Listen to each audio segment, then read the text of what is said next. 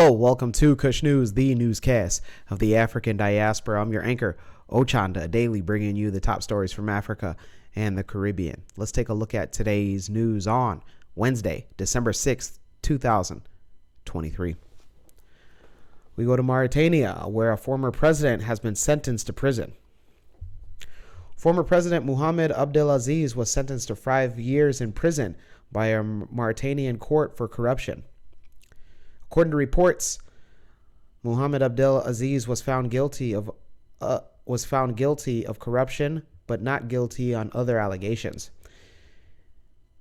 They did find him guilty of money laundering and misusing his position for unjustly benefiting himself. Additionally, the court mandated that his unlawful obtained assets will be seized. Abdelaziz became president after overthrowing then-President Sidi Cheikh Abdullahi in a coup. He was then elected president in 2009 and governed Mauritania until 2019. He and 10 other individuals, including 2 former prime ministers, had been on trial in the capital since January of this year. They faced many charges pertaining to the abuse of power, money laundering, unlawful enrichment, and influence peddling. The previous prime ministers and 2 former ministers were found not guilty by the court. Throughout the trial, Aziz insisted on his innocence and called his indictment politically motivated. He is alleged to have a falling out with the current president and former close political partner. The attorneys for Abdelaziz have said that they will appeal the judgment. Those in Mauritania, let us know on your thoughts on the former head of state being charged with corruption. Let us know on whose side that you see. Let's go to Gabon, where the president is set to visit Cameroon. Brice Ngema, the president of the Gabonese transition, is visiting Cameroon today. A long-awaited visit since the general took power at the Renovation Palace in Libreville. Ngema had, in fact, already visited all of his counterparts in the sub-region except Yaoundé, where he will meet President Paul Biya face-to-face.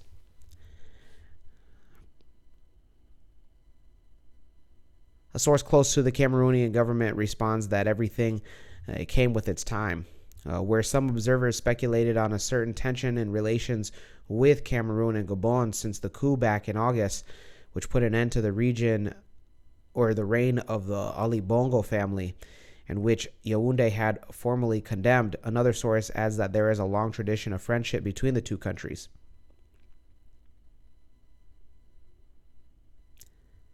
As a prelude to the visit, the High Commissioner of Gabon to Cameroon invited the Gabonese community to mobilize and give the best welcome to the president. Brice Ngema will spend a few hours on Cameroonian soil, just after his audience with Paul Biya, and then heading back to Gabon. Those in Gabon, let us know your thoughts on your guys' president making his way to your guys' neighbor in Cameroon. Let's go to East Africa and Rwanda, where a music festival had kicked off today.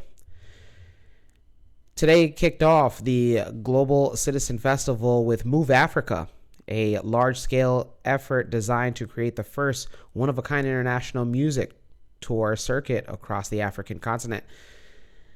The event was headlined by American hip-hop star Kendrick Lamar and kicked off with a statement from Rwanda's president, Paul Kagame. Hello! Global citizen, how are you? You are most welcome. What a good way of ending the year. With the music, with the energy, with optimism, and picking on the theme of health. Health is a precious asset.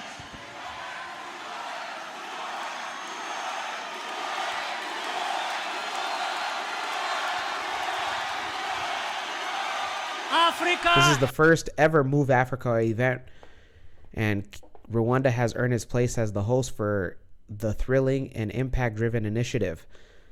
Move Africa isn't just about music, it's about empowering communities and cultures across Africa.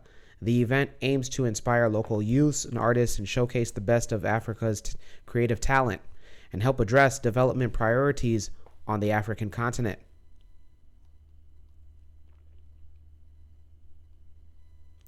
Global Citizen is working with Rwanda Development Board to bring Move Africa to life. The goal, they quote, is to inspire local youth and artists to unlock their creativity and to curate an immersive experience that empowers various communities and cultures across Africa. Those in Rwanda, let us know on if you attended the event kickoff today. Also, if you got a chance to get any videos, Kush News, we'd love to see that for ourselves and broadcast that. Let's go to the Caribbean and end it there. We go to Haiti, where a former informant for the United States pleads guilty to an assassination. A former informant for the Drug Enforcement Administration, known as the DEA in the United States, pleaded guilty Tuesday to conspiring to assassinate Haitian President Jovenel Moïse, who was killed back in 2021, and the killing caused an unprecedented turmoil in the Caribbean nation. The suspect, Joseph Vincent, a dual Haitian-American citizen who lived in the United States, attended meetings both in the U.S. and Haiti ahead of the assassination. He faces a maximum sentence of life in prison and charges including conspiracy to kill and kidnap a person outside the U.S.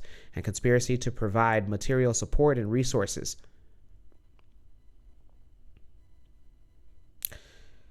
Other defendants who have pleaded guilty are retired Colombian army officers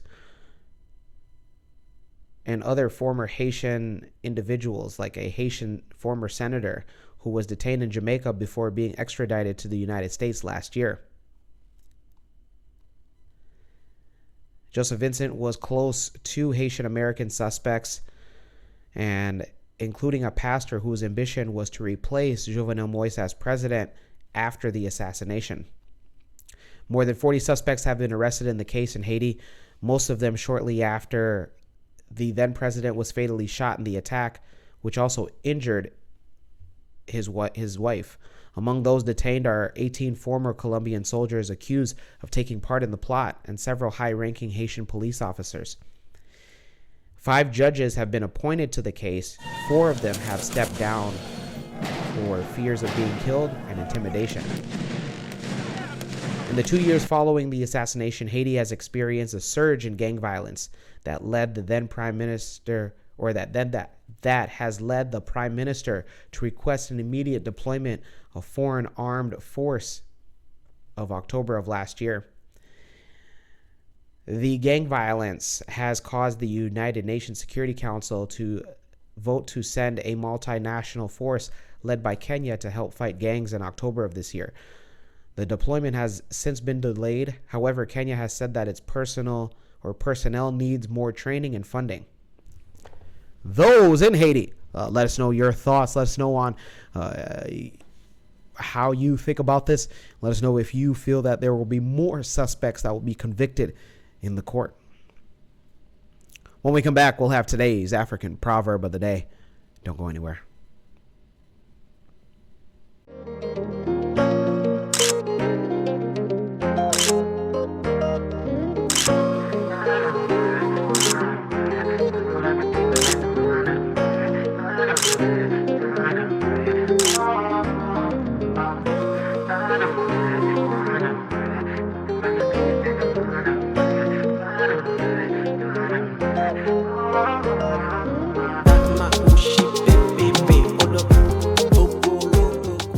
Welcome back. Let's take a look at today's African proverb of the day, and it comes to us from Lumba.